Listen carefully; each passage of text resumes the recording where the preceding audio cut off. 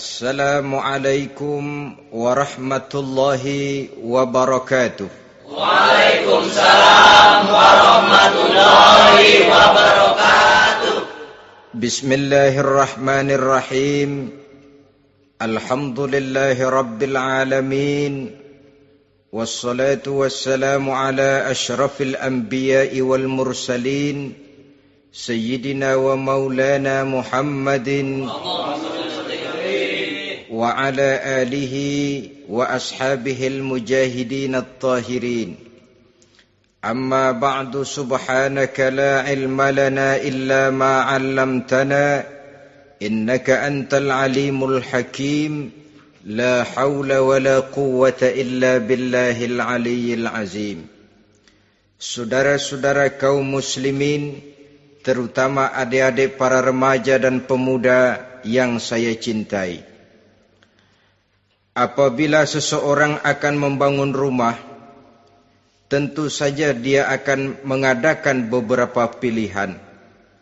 Sejak dari memilih lokasi di mana rumah itu akan didirikan, sampai kepada menentukan bahan-bahan kualitas yang akan dipakainya, sampai kemudian kepada wujud dan bentuk rumah yang akan ditinggalinya. Demikianlah bahwa untuk membangun sebuah rumah yang hanya untuk menaungi kehidupan di dunia ini, kita mengadakan berbagai macam pilihan. Apalagi kalau kita akan membangun sebuah rumah tangga yang kita harapkan tidak hanya akan menaungi kehidupan di dunia ini, tidak hanya untuk kepentingan kita saja, tetapi juga untuk kepentingan anak cucu kita di belakang hari, termasuk sampai kepada hari akhirat nanti. Oleh karena itu, pada pertemuan kali ini, saya hanya ingin khusus berbicara kepada adik-adik remaja dan para pemuda, bagaimana sebaiknya memilih jodoh menurut ajaran agama Islam. Dalam Al-Quran, Allah subhanahu wa ta'ala menjelaskan, Zuyyina linnasi hubbus syahawati minan nisa. Bahwa manusia, apapun jenisnya, asal dia bernama manusia, dihiasi dengan perasaan cinta kepada perempuan. Jadi sejak dahulunya secara fitrah, laki-laki senang kepada perempuan, sebagaimana perempuan pun senang kepada laki-laki. Dihiasi rasa cinta ini dalam kehidupan manusia. Dan oleh karena adanya rasa cinta, berkembanglah segala macam persoalan. Sehingga seorang ahli cinta pernah berkata, cinta adalah 5 huruf yang membuat persoalan tidak akan pernah selesai. 5 huruf yang membuat persoalan tidak akan pernah selesai-selesai. Tetapi dalam kehidupan sehari-hari sering kita saksikan bahwa cinta ini bisa mendorong, memberikan motivasi yang baik, dan cinta ini pun bisa juga memberikan dorongan yang tidak baik. Oleh karenanya, apabila cinta itu ibarat setetes embun yang jatuh di bumi yang subur, akan tumbuhlah di atasnya aneka ragam bunga-bungaan yang harum semerbak, indah, mewangi, sedap dipandang orang, menebarkan rasa aman, damai, sentosa, dan begitu selanjutnya. Tapi jika cinta itu jatuh di hati yang gersang dan tandus, tidak ada yang akan dapat tumbuh di sana selain sirih memanjat batu, kuning daunnya, lemah gagangnya, maka cinta yang semacam itu tidak akan memberikan dorongan positif kepada seseorang di dalam kehidupannya. Maka lebih dahulu kita akan membicarakan cinta dalam artian yang positif ini, untuk nanti sampai kepada perempuan yang bagaimana yang harus kita cintai, atau laki-laki yang bagaimana yang harus dicintai oleh seorang perempuan. Saudara hadirin yang saya hormati, cinta dalam artian yang positif, pertama, dia selalu mendatangkan keindahan. Yang kedua, cinta itu memberikan energi atau semangat untuk berjuang. Dan yang ketiga, cinta itu selalu membawa resiko dalam bentuk pengorbanan. Maka cinta yang positif pertama melahirkan keindahan. Disinilah orang memerlukan filter atau saringan. Sebab keindahan yang didasarkan karena cinta itu merupakan satu keindahan yang relatif saja. Boleh jadi karena indah orang jadi cinta, boleh juga jadi karena cinta segala sesuatu terasa jadi indah.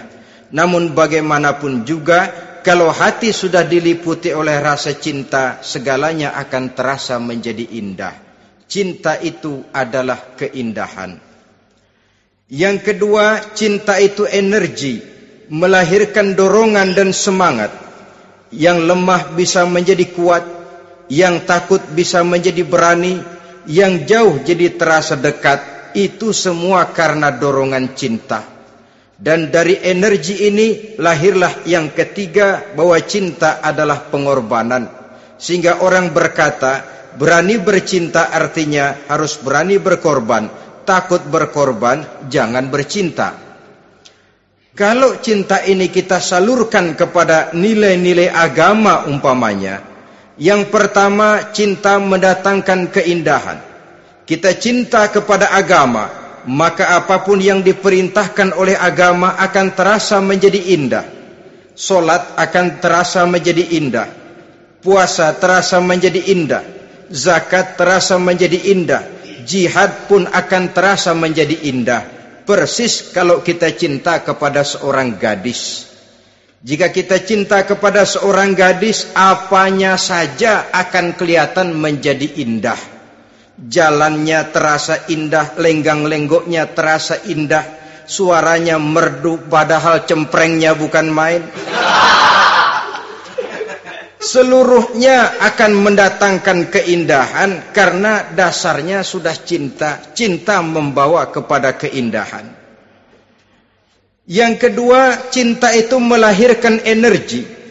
Orang yang cinta kepada agama akan lahir tenaga dan semangatnya melaksanakan ibadah, melaksanakan puasa, melaksanakan zakat, melaksanakan solat, melaksanakan haji, bahkan melaksanakan jihad sekalipun. Cinta selamanya menimbulkan energi dan semangat. Sama saja dengan kita apabila jatuh cinta kepada seorang gadis, walaupun rumahnya jauh, katanya, gunung pun akan kudaki, lautan pun kuseberangi. Untuk apa itu? Untuk menemui apa yang kita cintai. Cinta selamanya melahirkan energi. Capek tidak terasa, lelah tidak terasa, semuanya tertutup oleh keindahan yang bernama cinta. Lalu yang ketiga, cinta membawa pengorbanan. Apabila kita cinta kepada agama, maka pengorbanan terhadap apapun yang diminta oleh agama, baik itu pengorbanan waktu, tenaga, pikiran, harta, bahkan pengorbanan nyawa sekalipun, kita tidak akan berat melaksanakannya karena cinta kita kepada agama yang kita anut ini. Demikian juga cinta kita kepada seorang perempuan akan membuat kita rela berkorban. Apapun yang dia minta, jangankan kita tidak mampu, jangankan kita mampu, kita tidak mampu sekalipun, kita masih berusaha untuk mampu guna memenuhi tuntutan si buah hati belahan jantung. Kadang-kadang malam minggu si doi ngajak nonton. Umpamanya duit tidak ada, gajian belum, kerja enggak. Timbullah inisiatif, entah sepatu kita jual ke tukang loa, entah celana mampir dulu ke tempat lain. Yang penting kita berkorban untuk memenuhi permintaan si buah hati belahan jantung. Ketika itu pengorbanan sudah tidak kita rasakan lagi. Bahkan pengorbanan yang paling pedih sekalipun, dalam gurau, dalam bercanda misalnya, dicubit kita oleh kekasih kita, pedih bukan main, terkelupas kulit, mengalir darah, bukan nangis, nyengir. malah kadang-kadang minta tambah dicubit lagi. Itulah romantikanya cinta, sanggup membuat orang berkorban, melahirkan energi dan semangat, menambah keindahan dalam kehidupan, sepanjang dia dalam artian yang positif. Kalau demikian masalahnya, di dunia yang penuh dengan perbenturan nilai sekarang ini, orang sering salah jalan bagaimana memilih jodoh untuk membangun rumah tangga yang bahagia. Jangan lupa bahwa membangun rumah tangga ini bukan hanya untuk 1-2 bulan, bukan hanya untuk 1-2 tahun, bahkan bukan cuma untuk kehidupan dunia, lebih daripada itu pun untuk menunjang kebahagiaan di akhirat. Oleh karenanya, memilih jodoh bukan satu hal yang mudah, bukan satu hal yang bisa dilaksanakan sambil lalu, tetapi memerlukan penelitian, memerlukan pengamatan yang mendalam. Apa petunjuk agama tentang itu? Dengan kata lain, bagaimana seharusnya seseorang memilih jodoh dalam kehidupannya? Ini tentu saja sumbangan moral buat adik-adik remaja dan para pemuda yang lagi kebingungan memilih jodoh, atau barangkali buat bapak-bapak yang kepengen nambah lagi.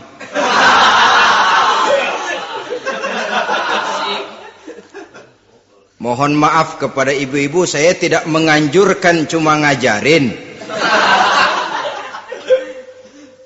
Yang pertama, menurut Nabi, nikahilah perempuan itu karena rupanya, karena hartanya, karena keturunannya, dan karena agamanya.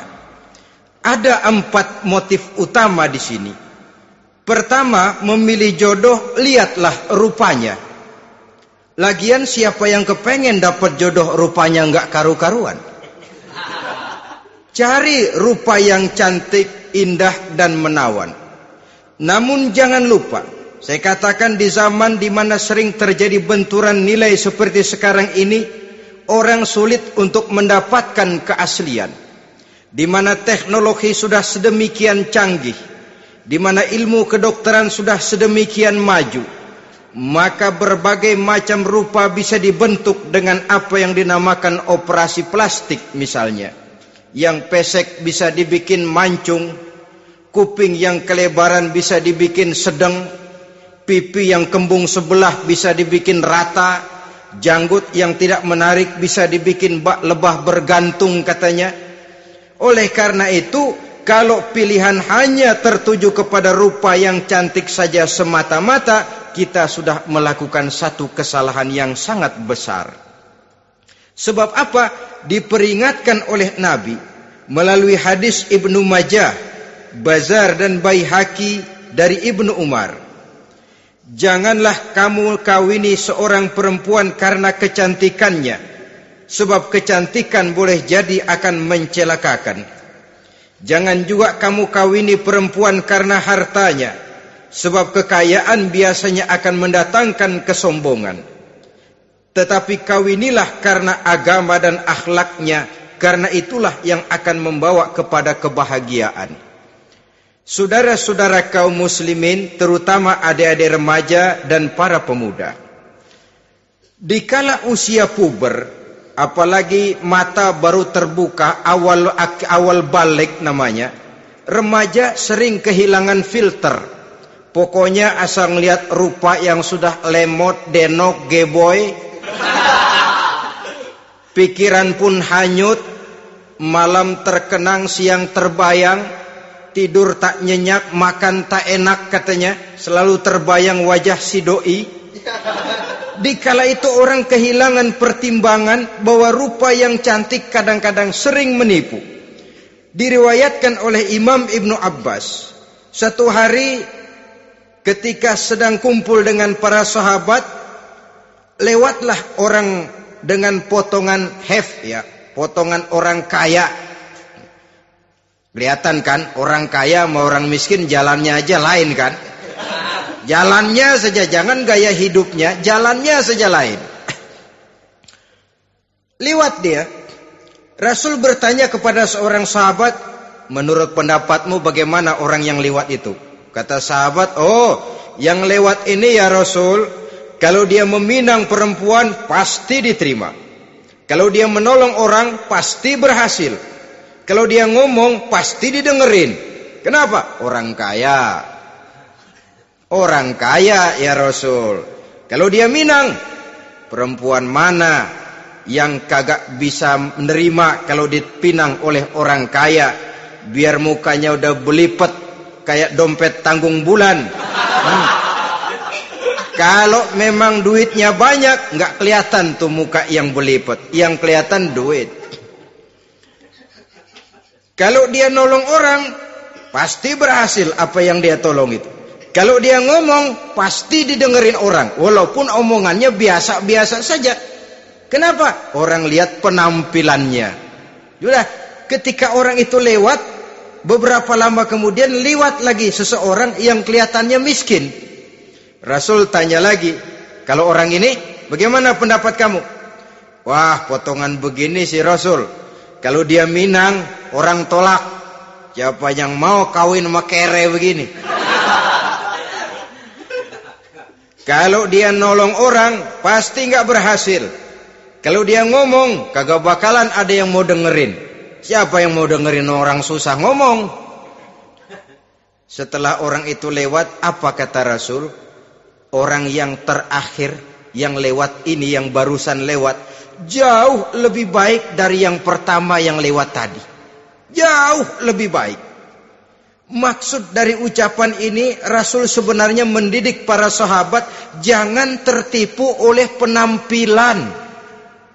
Sebab penampilan tidak selamanya mencerminkan keaslian.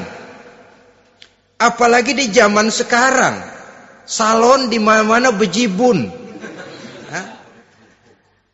Alis mata bisa dibikin, pipi bisa dicat, yang pinggir kuning, yang tengah merah, di sebelah merah ada yang kehitam-hitaman, persis orang kepentok tiang listrik.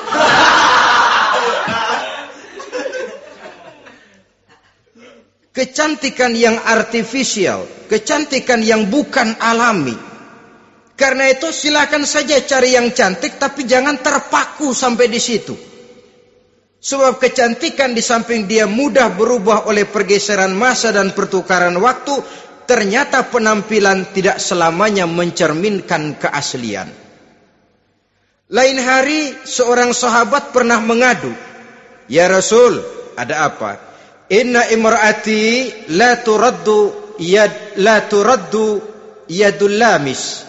Ya Rasul, istri saya tidak pernah menolak tangan orang laki yang menjamahnya, mengajak salaman kepadanya. Apa jawab Rasul? Ceraiin aja. Tapi hati saya berat ya Rasul, saya cinta betul sama dia. Ya kalau hatimu berat, jaga dia baik-baik.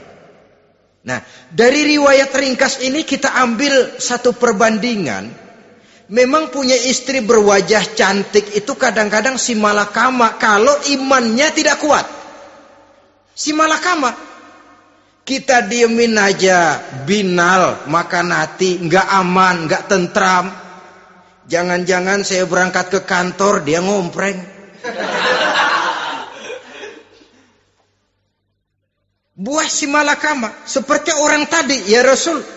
Istri saya kelihatannya sebenarnya tidak negatif maksudnya ini, cuma bersalaman tapi terlalu ngobrol. La turaddu yadul lamis, tidak pernah menolak orang yang ngajak salaman. Ya sekedar salaman. Tapi kan awalnya dari salaman. Kalau sudah salaman kan strum bisa ngederdet dari tangan situ. Kata Rasul sederhana saja, ya kalau memang begitu ceraiin. Saya nggak kuat Rasul, saya cinta betul sama dia. Kalau kau tak kuat berpisah dengan dia, jagalah dia baik-baik. Ajar, didik, tanamkan rasa keagamaan di dalam hatinya.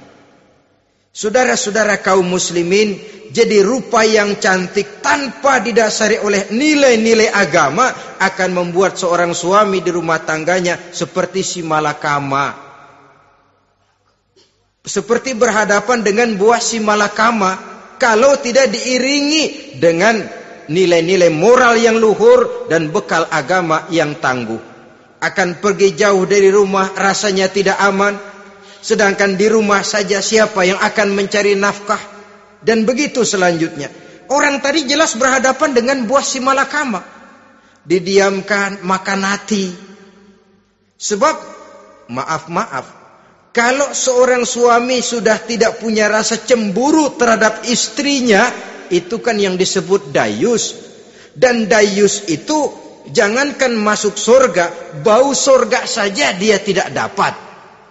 Tapi cemburu dalam artian bukan cemburu buta, cemburu dalam artian yang wajar.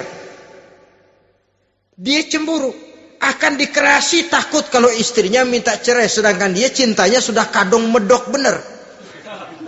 Si malakama jadinya. Nah, ini juga satu riwayat yang memberikan gambaran kepada kita. Pilihan, silakan cari rupa yang cantik saja. Cari yang cantik.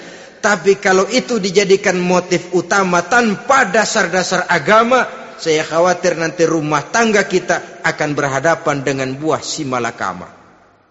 Jadi adik-adik remaja, usaha, ikhtiar, cari yang cantik, yang kira-kira nggak membosenin, supaya kita betah tinggal di rumah, supaya kita merasa ada tempat berbagi rasa, ada tempat kita bernaung. Sebab kalau nyari bini sebini-bininya mah, ya jodoh di tangan Tuhan, kagak usah nyari juga ntar datang diri umpamanya. Iya, kalau yang datang peot. Orang harus berusaha walaupun pada akhirnya jodoh toh memang ditentukan Allah. Kan 3 hal yang kita tidak bisa menentukan itu katanya. Maut, rezeki, jodoh. Itu yang masuk mysterious problem. Problem yang misterius. Maut, misterius. Kapan kita mati, kita sendiri tidak tahu. Tahun depan, 50 tahun lagi, 100 tahun lagi, tidak pernah seorang pun diberitahu. Tapi yang pasti dia bakal datang. Kapan dan di mananya, kita tidak tahu. Bisa di rumah, bisa di masjid, ya alhamdulillah. Bisa di majelis taklim, syukur. Bisa di medan perang membela agama, bagus. Pasti dia akan datang. Maut, mysterious problem. Sesuatu yang kita tidak tahu kapan datangnya. Rezeki, gitu juga. Sehingga orang sering bilang, rezeki katanya kayak bayangan. Kita uber-uber, dia lari. Kita diam, dia mah diam. Setengah mati kita uber-uber. Emang ukuran segitu? Segitu aja. Begitu kita nggak ngapa-ngapain, datang yang bawain rezeki. Namanya rezeki itu mysterious problem.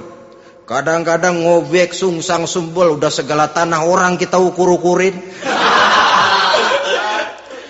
Udah segala ngomong sudah nggak ada yang loh, tuh sudah buta. Tapi memang bayangan, kalau belum rezeki ya belum. Kadang-kadang nyari kode sampai tidur di kuburan. Belepotan tanah kuburan loh. Yang aneh lagi kadang-kadang orang gila ditanyain. Allahu Akbar, ini kode-kode zaman sekarang ini. Sampai orang waras nanyain orang gila itu gimana itu. Ini sudah efek yang betul-betul negatif. Sudah jelas orang gila kok ditanya. Apa kira-kira yang nanya nggak lebih gila dari yang gila itu?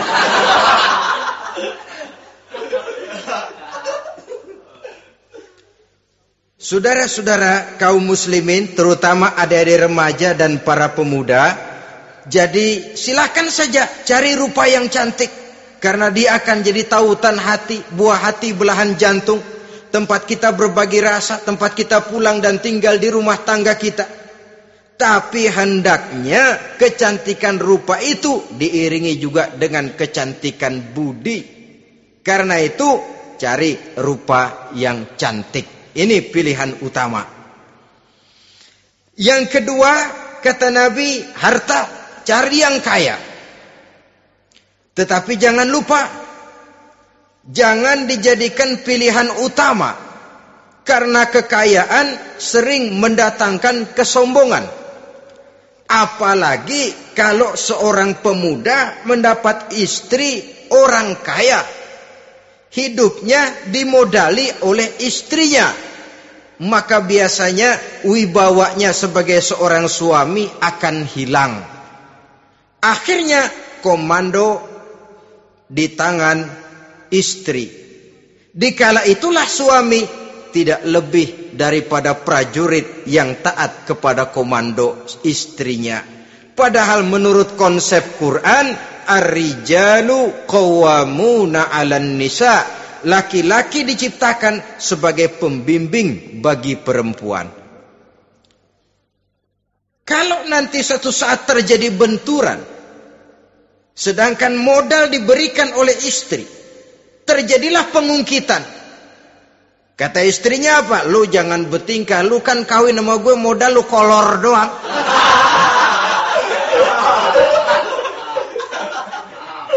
Kalau sekarang bertingkah, silakan keluar rumah.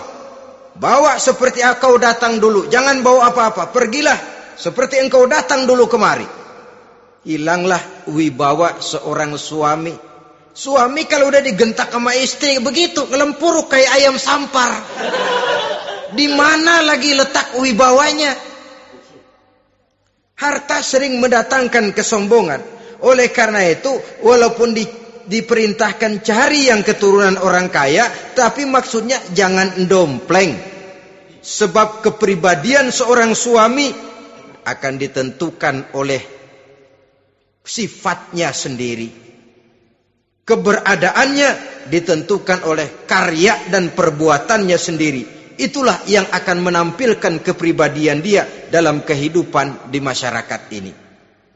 Saudara-saudara kaum muslimin, terutama adik-adik remaja dan para pemuda, kan kadang-kadang di zaman sekarang kan kelas-kelas gigolo, playboy ya, nyari tante-tante kesepian, mejeng-mejeng di pinggir-pinggir jalan dengan harapan apa? Ya barterlah, tukar tambah. Nah, supaya dapat rokok, dibelikan pakaian, motor dan sebagainya. Tapi yang jelas hilang harga diri sebagai laki-laki, dan itu yang paling mahal. Kalau seorang laki-laki sudah kehilangan harga diri, apalagi yang bisa dibanggakan dalam kehidupan ini? Apa artinya naik mobil kalau kepala tertunduk ke bawah? Apa artinya jalan di tengah masyarakat kalau kita tidak bisa menengadah dengan satu kebanggaan? Hilangnya harga diri merupakan kehancuran awal dari sebuah pribadi yang untuk jangka panjang kita tidak akan bisa lagi berbuat banyak. Tanpa harta orang memang sulit untuk bahagia, tapi harta semata-mata bukan merupakan jaminan bahwa orang lantas akan bahagia. Saya barangkali harus berkata, banyak orang miskin yang kaya, tapi tidak sedikit orang kaya yang miskin. Saya ulangi ini. Banyak orang miskin yang kaya, tetapi tidak sedikit orang kaya yang miskin. Nah, bagaimana pengertiannya? Orang miskin yang kaya, materinya sederhana, peralatan rumah tangganya sederhana, tapi hatinya kaya. Oleh karena hatinya kaya, jiwanya lapang. Sebaliknya, orang kaya yang miskin, di tengah kelimpahan materi yang berlimpah, segalanya serba ada, hatinya yang miskin. Kelimpahan materi tidak akan sanggup mengobati kemiskinan hatinya. Sehingga di tengah kehidupan yang serba ada, dia masih merasa kurang, maka dia tidak pernah cukup. Di tengah kemilauan dan gemerlapan serta glamornya rumah mewah, dia merasa hidup di tengah gurun pasir yang gersang dan tandus. Karena itu, biarlah miskin harta tapi kaya budi, daripada kaya harta tapi miskin budi. Lebih utama lagi kaya harta, kaya budi. Itu idealnya. Dasar pilihan ketiga sesudah rupa dan harta menurut Nabi, keluarga. Faktor keturunan sangat menentukan. Pepatah mengatakan, buah apel akan jatuh tidak terlalu jauh dari pohonnya. Biasanya kalau bapak kalong, anak kampret. Bapak nyolong, anak nyopet. Itu fotokopi. Saudara-saudara, sungguh pun demikian, faktor keluarga bukan merupakan yang paling dominan. Karena segalanya memang bergantung kepada hidayah dari Allah Subhanahu wa ta'ala. Kalau hidayah datang, bisa saja anak maling bisa jadi kiai. Kalau hidayah datang, bisa saja anak Nabi malah ikut bersama orang-orang kafir. Pada akhirnya orang mau besar atau tidak, bukan dengan jalan menyempeng kepada keturunan orang lain, tapi ditentukan oleh kepribadian dirinya sendiri. Tidak bisa kita menjadi besar dengan menyebut kebesaran orang lain. Itu sebabnya dicontohkan oleh Imam Ali pada saat beliau berkata, "Laisal fata may yaqulu kana abi, walakinnal fata may yaquluha anadha." Anak muda yang gentleman adalah anak muda yang berani berkata, "Inilah saya." Bukan anak muda yang membanggakan leluhurnya. Ini kan zaman sekarang ini lagi ngetop-ngetopnya lagu-lagu cengeng katanya dah. Sebenarnya menurut saya bukan cuma lagu cengeng yang jadi masalah. Lagu cengeng cuma satu efek dari sikap yang lebih utama dari itu, yaitu mental cengeng. Kalau mental sudah cengeng, apapun yang kita lakukan akan jadi cengeng. Tidak cuma lagu, kebudayaan yang lahir akan kebudayaan cengeng. Jadi pengusaha cengeng. Jadi pejabat cengeng. Jadi kiai cengeng. Kenapa? Mental cengeng. Di antara mental cengeng itu apa? Mengandalkan fasilitas atasan. Kalau tidak ada fasilitas dari atas, lantas tidak bisa berbuat apa-apa. Cengeng. Menjadi besar bukan karena karier pribadi, tapi karena nasib katrolan. Itu pun termasuk mental cengeng. Sedikit gagal, bagaimana sedikit jalan buntu, sedikit deadlock, lu ngapain lu melulu? Saudara hadirin yang saya hormati, jadi lebih penting dari sekedar lagu-lagu cengeng, saya malah lebih suka bicara mental cengeng ini. Mental yang cepat putus asa. Mental yang tidak mau mengeluarkan usaha maksimal. Mental yang hanya mengandalkan fasilitas. Sedangkan pribadinya tidak lebih daripada pribadi sumuhun dawuh, pribadi kulo nuwun, pribadi kumaha juragan wae, pribadi oke bos, pribadi asal bapak senang. Bukankah itu semua merupakan cermin dari mental-mental yang cengeng, yang untuk jangka panjang tidak akan pernah menguntungkan daripada pembangunan bangsa dan negara yang kita cintai ini. Seseorang mau besar atau tidak, bukan dengan jalan menyempeng kepada kebesaran orang lain. Bahkan Syauqi dalam sebaik syairnya yang lebih tegas mengatakan, wa syarrun nasi zu khumulin iza fakhartahum zakarul jaduda wa syarrun nasi wa khairun nasi zu syarafin qadimin aqama li nafsihi syarafan jadida. Generasi yang paling jelek adalah generasi pemalas. Kalau kelihatan orang lain lebih hebat dari dia, disebut-sebutnya kebesaran nenek moyangnya. Dia sendiri nggak punya prestasi apa-apa. Kerjanya cuma ngandeli babe. Kerjanya cuma menggelayuti fasilitas orang tuanya. Tanpa itu dia tidak akan punya nilai dan harga sama sekali. Ini generasi paling jelek. Kalau orang lain kelihatan lebih hebat, dia sebut nenek moyangnya. Lo sih belum apa-apa lo, baru kopral lo. Engkong gua no, komandan Hansip. Engkongnya. Engkongnya yang disebutin. Dia sendiri tidak punya prestasi apa-apa. Jadi silahkan saja cari gadis dari keturunan keluarga yang baik-baik. Tapi jangan jadikan tendensi utama, jangan dengan niat untuk menyempeng kepada kebesarannya. Tapi paling tidak dengan niat agar mudah-mudahan dari benih yang baik ini akan lahir keturunan-keturunan yang baik pada akhirnya nanti. Itu yang kita harapkan. Bukan lalu dengan pertimbangan, mertua gue bos nih, kali aja begitu gue kawin dia mampus. Ini semua warisan kan jatuh kemari semua. Kalau itu niatnya sudah jelas salah. Kita mencari perempuan dengan keturunan-keturunan yang baik dengan berharap agar anak-anak kita nanti yang akan merupakan benih cucunya akan melahirkan kebaikan-kebaikan seperti leluhurnya dulu. Saudara, pilihan yang keempat kata Nabi, agama. Ini yang paling inti. Kenapa? Agama itu motivasinya moral. Di sini segalanya ditentukan. Rupa yang baik, harta yang banyak, keluarga yang luhur. Kalau sudah dilandasi oleh agama yang rapuh, bahkan tidak beragama sama sekali, ketiga hal di atas tadi hanya akan mendatangkan malapetaka. Sekarang kan kita tertipu oleh penampilan. Padahal penampilan belum tentu kenyataan. Di jalan-jalan kita akan lebih terpesona melihat gadis pakai miniskirt di atas lutut ketimbang kita melihat gadis-gadis yang pakai jilbab. Kalau sudah pakai jilbab keliwat, yang usil banyak banget, bau sorga nih. Bau sorga katanya. Tapi kalau sudah yang pakai miniskirt itu yang lewat, itu dari ujung ke ujung mata kagak mau kedip. Laler nemplok di mata kagak dirasain. Kita terpesona oleh penampilan zahir, padahal penampilan belum tentu memantulkan hal yang sebenarnya.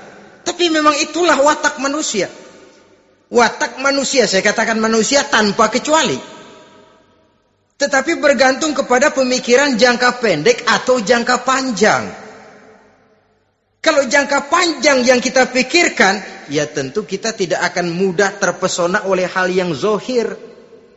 Sampai-sampai Quran sendiri mengatakan budak yang hitam legam tapi beriman itu lebih baik daripada orang-orang musyrik walaupun cantik, denok, lemot, geboy. Ada lagi nggak bahasa yang lebih dari itu? Cantik, denok, lemot, geboy, bahenol, nerkom. Tapi kafir masih lebih baik budak yang hitam legam sekalipun. Kalau dia beriman. Kenapa? Rumah tangga untuk jangka panjang.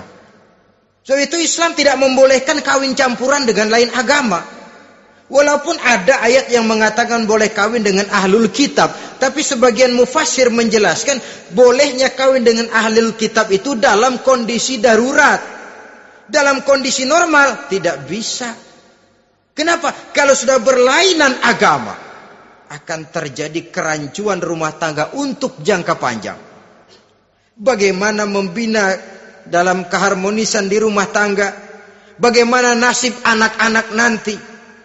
Kadang-kadang ada keluarga, kami sih keluarga modern. Anak-anak kami berikan kebebasan untuk milih agama apa saja. Bapaknya Islam, istrinya Kristen, anaknya ada yang Hindu, Buddha. Bagus nih, keluarga pecel namanya. Bagaimana keluarga modern bisa seperti itu? Padahal seorang suami bertanggung jawab di hadapan Allah. Dia akan ditanya tentang istrinya. Dia akan dimintakan pertanggungan jawab tentang anak-anaknya. Kalau istri kita berlainan agama, mungkin terjadi pengkaplingan. Pokoknya kalau anak perempuan ikut ibu, anak laki ikut bapak. Administrasi dunia bisa begitu, tapi akhirat pertanggungan jawab di hadapan Allah. Bisakah kita? Sorry aja Tuhan emang janjinya begini. Saudara hadirin yang saya hormati, oleh karena itu budak legam hitam kalau beriman masih lebih baik daripada orang-orang yang tidak beriman walaupun cantik dan mempesona. Kenapa? Ini faktor agama. Ya buat 1-2 bulan bisa terwujud rumah tangga yang tentram. 2-3 tahun mungkin masih bisa bertahan. Tapi sampai kapan? Sampai kapan itu akan terwujud? Pada akhirnya akan muncullah dilema yang akan sulit buat diatasi. Oleh karenanya motif agama dijadikan stres oleh Nabi. Fasfar bizatiddin taribat yadak. Pilih agama sebagai titik sentral, sebagai pilihan utama. Kalau agamanya kuat, walaupun rupanya sederhana, tapi karena nilai agamanya kuat, dia bisa menyenangkan hati suaminya. Dia bersolek untuk kepentingan suaminya. Dia taat kepada suaminya. Harta, dia anak orang kaya untuk membantu perjuangan suaminya. Tapi kalau tidak ada modal agama, rupa yang cantik bisa menyengsarakan suami. Apalagi kalau suami kere. Istrinya sudah cantik, kaya ataupun tidak kaya kadang-kadang. Udah, suaminya suruh ngempuk di rumah, bininya yang kerja. Ya kalau kerja mendingan kalau dikerjain itu.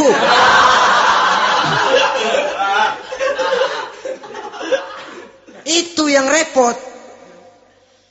Saudara hadirin yang saya hormati, dan ini bukan satu dua kasus. Alangkah malangnya kalau sudah terkena hal seperti itu. Akhirnya seperti pengaduan sahabat kepada Rasul tadi. Mau diceraiin, cinta saya udah medok bener Rasul. Enggak diceraiin, hati saya ngebet, pegel. Si malakama akhirnya. Jadi oleh karenanya agama. Kalau dia cantik, walaupun miskin, agamanya kuat, dia bisa memelihara kehormatan diri. Dia kaya, agamanya kuat, hartanya disalurkan di jalan Allah. Karena itu, agama jadikan pilihan utama.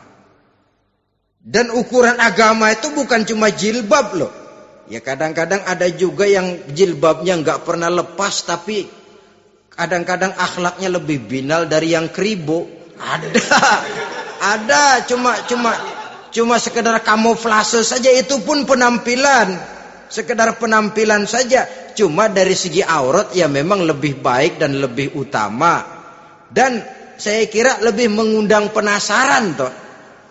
Duren kalau udah dibuka kan kelihatan isinya. Emang udah begitu. Udah. Tapi kalau masih rapat, itu yang rasanya kita pengen buka. Timbul tantangan. Gue pengen tahu isinya. Rasanya juga begitu. Sama saja dengan baju. Kalau dibungkus rapat di plastik, ditaruh di etalase, adanya di toko serba ada, tahu kita barang mahal nih. Biar punya duit, kita mau nawar ragu-ragu, takut nggak cukup. Tapi kalau barang sudah dibuka di jalanan, diobral di pinggir jalan, murahan, 1.003 masih dicampur odol. Yang begitu sih biar nggak punya duit, kita berani banget tanya, nawar, megang lagi nyemek. Berat duit nih bang. Kenapa? Barang sudah terbuka. Jadi saudara-saudara, syukur kalau keempat-empatnya ini jodoh terkumpul dalam jodoh yang saudara cari. Sudah rupanya cantik, kaya, keturunan orang baik-baik, agamanya kuat. Nah, surga dunia tuh. Yang begitu cari. Kalau ada yang begitu, saya juga mau nambahin satu lagi.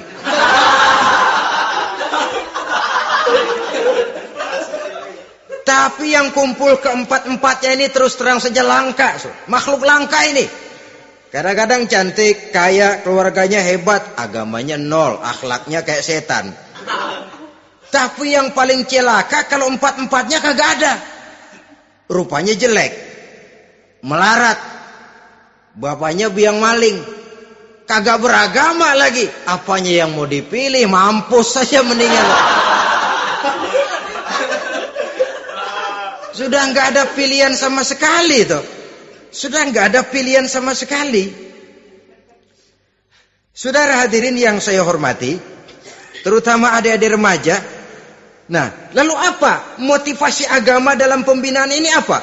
Agama ini kan memberikan contoh bahwa perempuan yang baik itu, yang kita ingin jadikan dia sebagai ideal dalam pencarian jodoh, tandanya 3.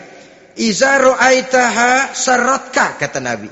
Kalau dipandang, dia bisa menggembirakan kamu. Kan ini yang penting buat seorang suami. Kalau saudara nanti jadi suami, punya istri yang jadi partner setia mendampingi suaminya.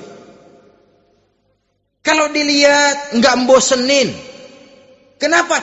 Dia berdandan untuk nyenangin hati suaminya. Enggak bosenin. Kan kadang-kadang ada bini kalau kita pulang demok aja fotonya.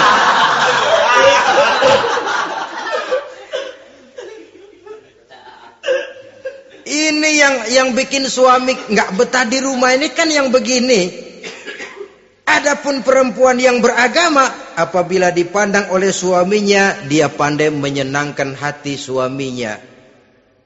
Andai kata suaminya dalam kesulitan, dia tidak menambah beban kesulitan. Paling tidak dia bisa memberikan satu bantuan moral. Bantuan moral untuk mengurangi beban kesulitan daripada suaminya. Suami pulang dagang rugi, kata istrinya, romantika bang. Sekali-sekali lah, masa selamanya dagang mau untung. Besok siapa tahu untung lebih besar. Kan meringankan toh. Kadang-kadang enggak, suami pulang dagang dari pasar panas, rugi. Sampai rumah bini pidato. Pletar-pletor.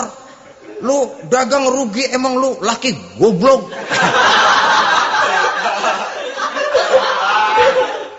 Sudahlah di pasar rugi, di rumah digoblok-goblokin. Ini nanti kena penyakit broken home yang begini ini. Padahal kesuksesan di kantor, kesuksesan di pasar, kesuksesan di medan tugas selalu dimulai dari kesuksesan dan ketenangan dari rumah tangga. Dia berhias untuk kepentingan suaminya, tidak terlalu berlebihan, dan suaminya pun pandai menghargai istrinya dengan kata-kata yang menimbulkan gairah dan semangat. Melihat istrinya bersorak, kamu makin cantik saja. Jangan juga kadang-kadang suami ketus. Ngelihat pulang kantor, lihat suaminya, istrinya dandan rapi. Tumben lu mau bekasin apa? Mau bekasin katanya. Artinya apa ini? Pandai mengembirakan, bisa tenggang rasa, bisa berbagi rasa. Sehingga suami merasa ada tempat dia bertukar pikiran, ada tempat dia membicarakan persoalan. Dialog dalam kehidupan berumah tangga itu sangat diperlukan. Iza ra'aitaha sarratka, kalau dipandang dia sanggup mengembirakan kamu. Dikasih uang 500 senyum, 5.000 pun ketawa, menggembirakan. Dia bisa taruh kata hatinya kesel, tapi mulutnya senyum. Nah ini yang sulit ini. Senyum tapi kesel, kesel tapi senyum. Kadang-kadang istri itu kan kalau sudah kesel, suami pulang nggak bisa dia menyembunyikan kekesalannya. Dari jauh suami sudah lihat ini yang nyambut, ini bemo ini. Udah monyong, serem. Saudara hadirin yang saya hormati, yang kedua, bila diperintah dia taat. Ini pengaruh agama. Sehingga Nabi mengatakan, "Lau amartu li ahadin ayyasjuda ila ghairiha, la amartul mar'ata litasjuda ila zawjiha, likibari haqqihi 'alaiha." Andai kata saja boleh aku memerintahkan manusia untuk sujud kepada sesama manusia, pastilah aku perintahkan perempuan untuk sujud kepada suaminya. Kenapa? Karena besar hak suaminya kepada dirinya. Untung sujud kepada manusia tidak boleh. Andai kata boleh, perempuan disuruh sujud sama suaminya. Ini tidak perlu sampai sujud, cium tangan saja minta ridho suami. Kadang-kadang perempuan sekarang berat. Paling banter setahun sekali lebaran doang. Laki pulang sembahyang tubruk, cium tangan, minta redo, nangis segala macam. 3 hari habis lebaran, beras habis, monyong aja lagi.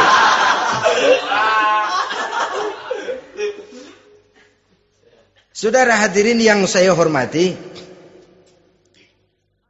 yang ketiga, akibat pengaruh agama, dia sanggup memelihara kehormatan diri dan sanggup menjaga harta suaminya. Memelihara kehormatan diri baik pada saat suaminya di rumah atau pada saat suaminya tidak ada di rumah.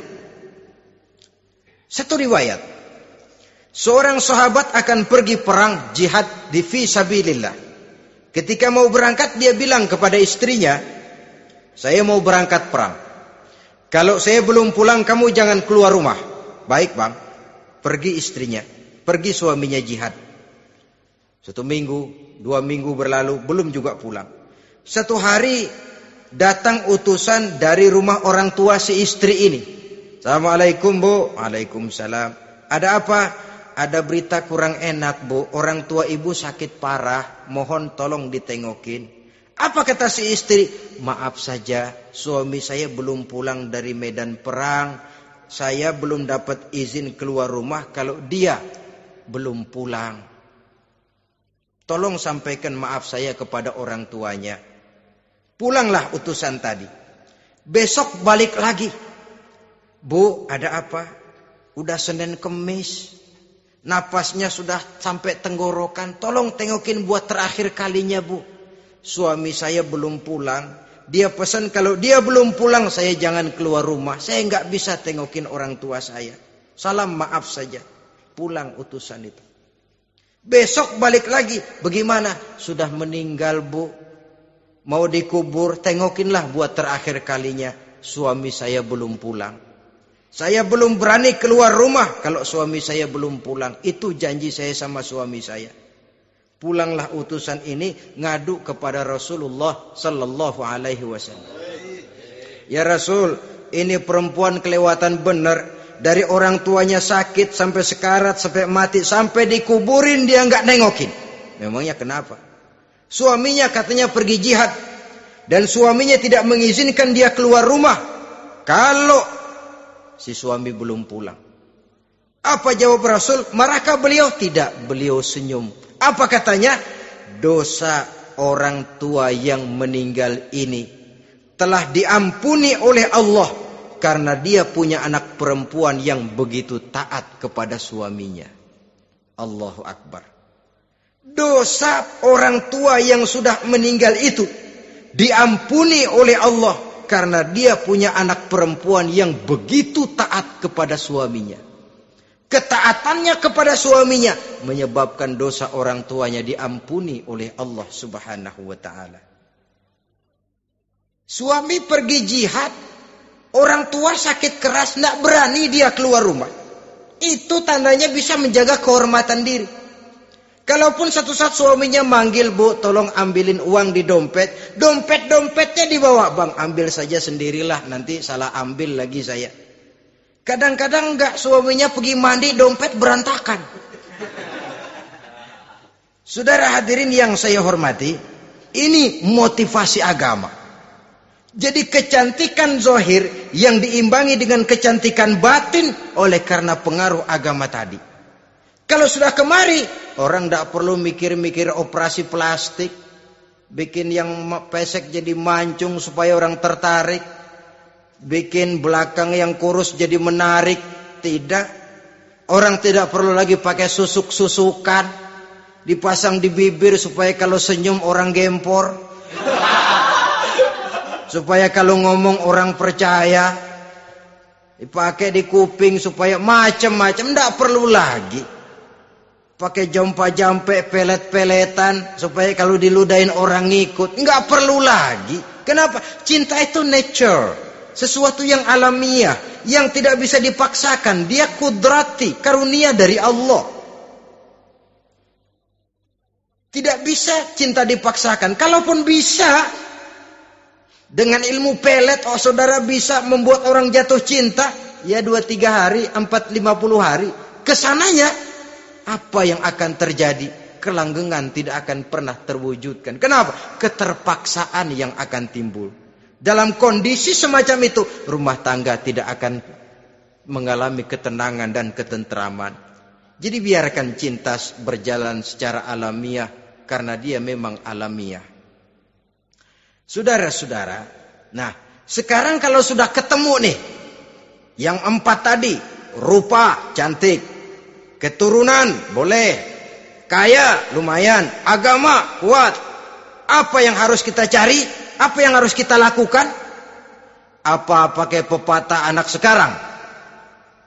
Aku lihat, aku pikat, aku dapat, aku sikat, aku minggat. Bangsat.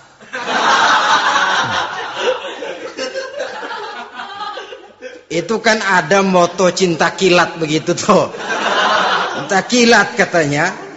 Aku lihat, aku pikat, aku dapat, aku sikat, aku minggat. Bangsat. Atau kita harus hanyut dalam arus free love, free sex, samenleven, eksperimen dulu? Tidak.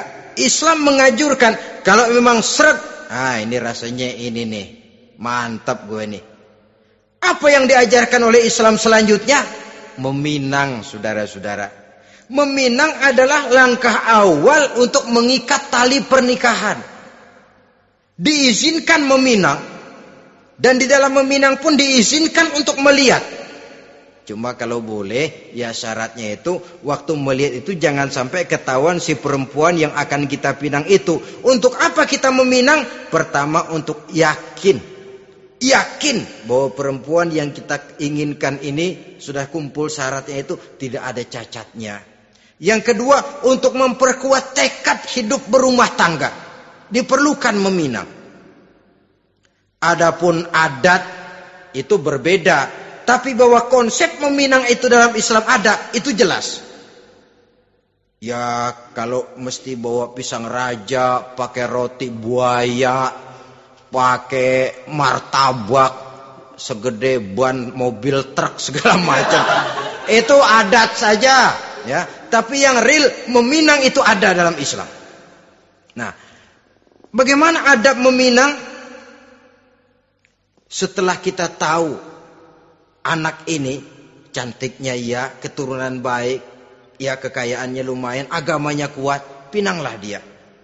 Caranya boleh lihat langsung. Lihat langsung kalau bisa tanpa setahu si perempuan. Dan batas yang boleh dilihat itu muka dan tangan. Itu saja. Jadi jangan gerusak.